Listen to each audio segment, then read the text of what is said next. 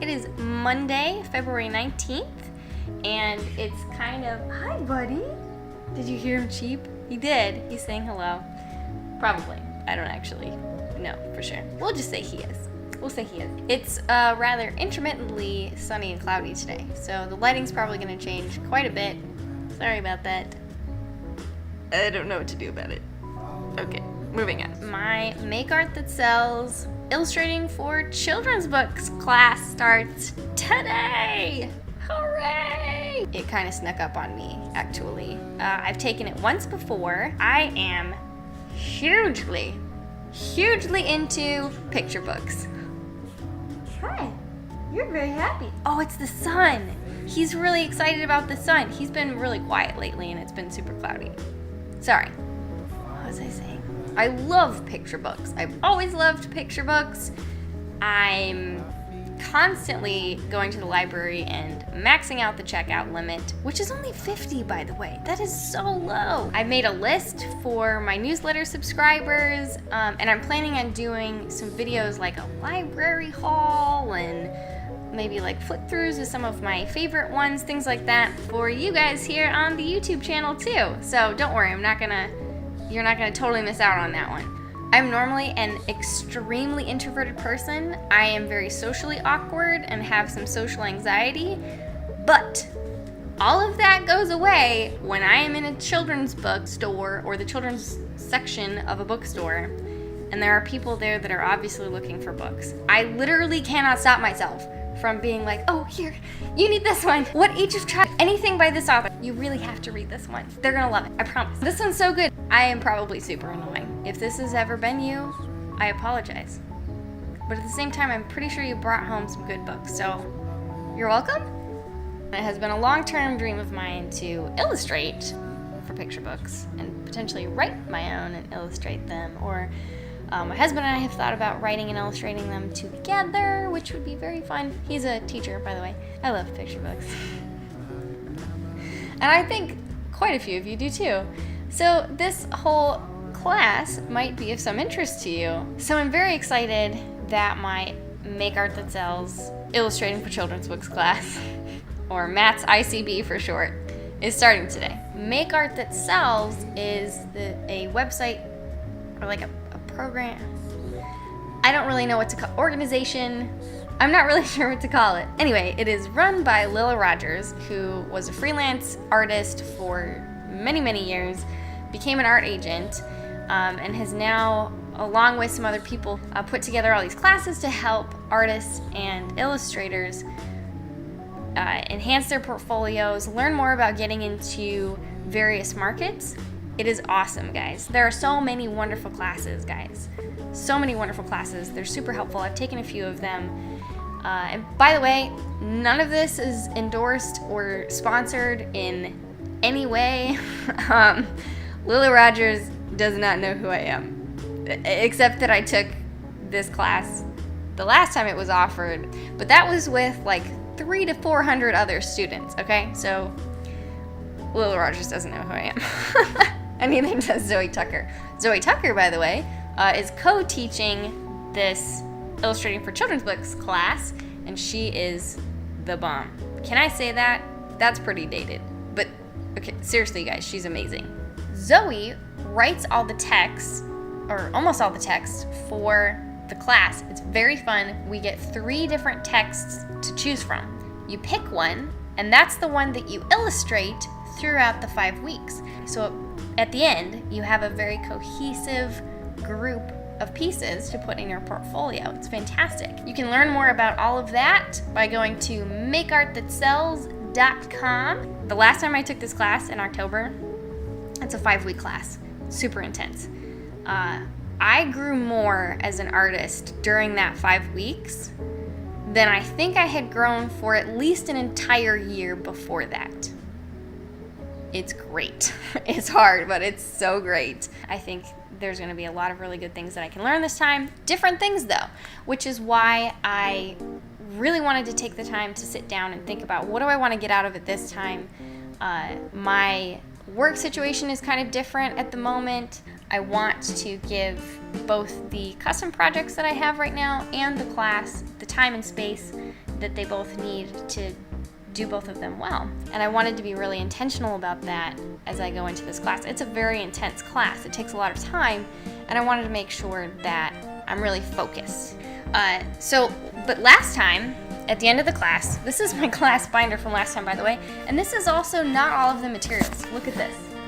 This is not everything. This is only a very small piece. It's a great class. So last time, at the end of the class, I did sorry, this is awkward.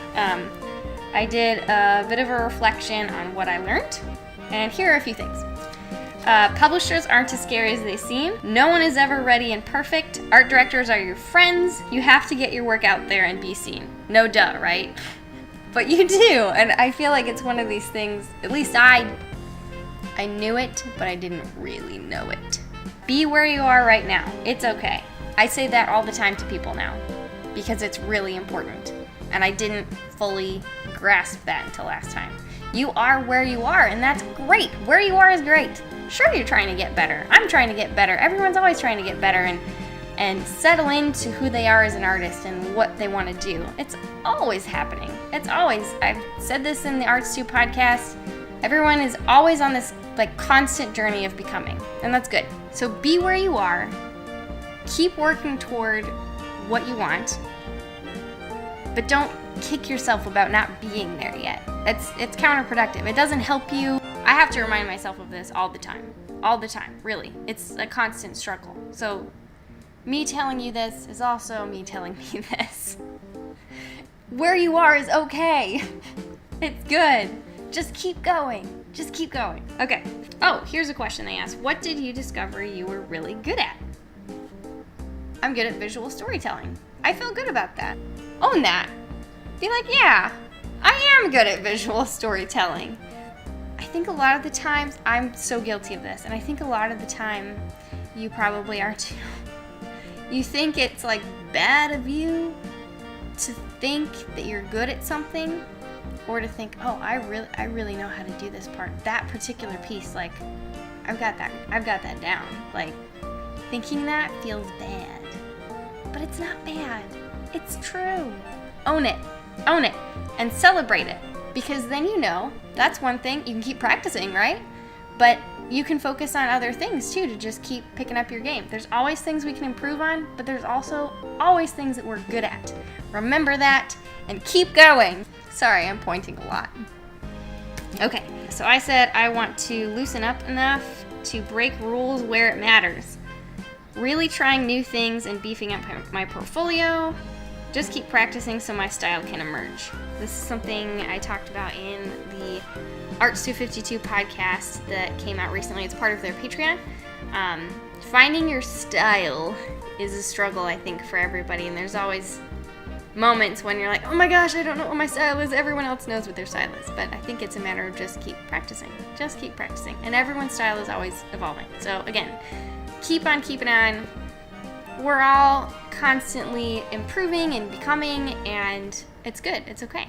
So those are all things that I thought about as I sat down to make my goals for this time around. And in my bullet journal here, I listed a bunch of thoughts of goals, things that I want to accomplish this time. But I wanted to pare it down. I wanted to make it simple. I wanted to make it trackable. I wanted to make sure that I knew by the end of the class, that I will know by the end of the class, if I have accomplished these things, which is a little tricky, not entirely objective in black and white, but I'm gonna try. So I pared it down to 3 things. I have, number 1, be less literal and linear in my storytelling. I'm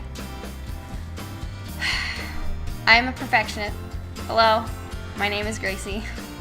I'm a recovering perfectionist. I have always been the Hermione Granger kind of person who will follow all of the assignment instructions to the T and make sure that everything is exactly as so-and-so asks for it. As an artist, this isn't always the best trait. It can keep me very organized and professional, and that can be a wonderful thing when working with clients. But it also means that the creative, imaginative side can be sometimes a little bit stunted.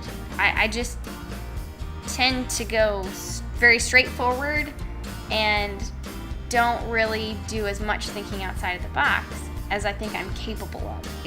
You do the assignment, you do it the way they say.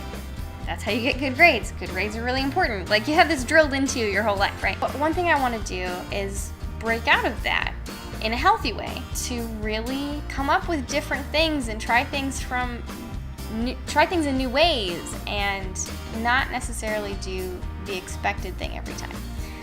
So that's number one. Number two, I want to complete all of the sketchbook prompts. Last time around, they gave us a sketchbook prompt for, I think it was every weekday and possibly Saturdays too. And I started out doing all of them. I did probably most of them, but not quite all of them. And it was a really helpful exercise to just get you drawing every day. And there were little things, they were very simple. You could kind of interpret them whatever way you wanted to. So that's another way that I can kind of bring in more creativity. Think less about what do I need to do to make Lila and Zoe happy, and more about what do I want to do with my portfolio? What do I want to do with my art? What makes me happy? As Lila would say, what brings you joy? People buy your joy. Lila is very smart. She says that all the time. People buy your joy. Number three is to limit my color palette. Last time I made a style guide first, which was super helpful. It was very helpful. And it did, give me a guide for my color palette. But it wasn't very specific, not super specific. And I really think this time I could benefit from really limiting my color palette in order to stretch how I use the media more. I really think limiting my color palette will help support my first goal and really keep my focus on doing things creatively and not just slipping into old patterns of how I do things, which are not necessarily bad patterns, but it helps me be more aware of what I'm doing and what I like to do. And I think that would be really helpful. So those three goals are the things I want to focus on throughout these next 5 weeks. I'll share with you as I go through this whole process as much as I can. I'll be posting on Instagram. I'll have video updates, all the normal stuff. Comment, ask questions, tell me what you're interested in seeing. I would love to know more about what's interesting and what's not. All right, it's time, guys. I'm going to go log into the classroom and start this adventure. I have to leave this space for the end screen, but I don't really know what to put on it. Oh, maybe this would be a good place for bloopers. Huzzah! Does anyone say huzzah? That's an idea.